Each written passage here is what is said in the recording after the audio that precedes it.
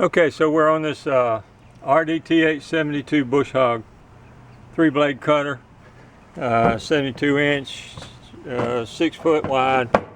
We pull it behind a 50 horsepower tractor. You could probably pull it behind a 40 horsepower.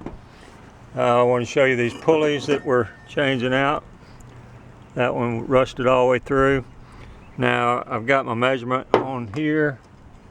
It's a this is a flat pulley, flat run pulley. So I've got 5 3/4 inches outside to outside. Looks like the run surface is about 5 inches. So say the run surface is 5 inches here on the flat side. This is a 5/8 center hole here. You can take a wrench and put on the shaft of the bolt and see what size it is.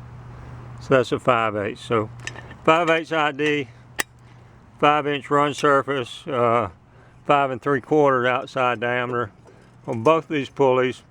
This pulley came from down here, and this pulley came from the tensioner pulley right here. So I'm replacing both of these, and I'm going to pull this off just to show you how I got that loose.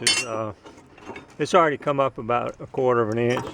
So get you a good amount of threads on the nut there.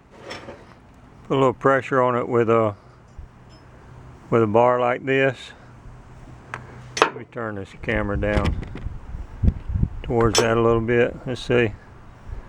And then just tap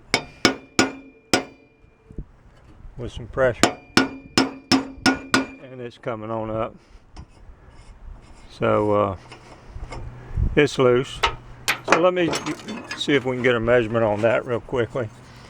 It's got a shoulder bolt down in here, so that looks like it's going to be, and it's also got a keyway, so that looks like it's going to be around I'm guessing 3/4 inch. Let's see here. It's going to be, let's see, it might be closer to either 3/4 or 13/16, something like that. After I get it off, we can get you a better measurement on it. The outside diameter on this pulley looks to be 5.5 inches.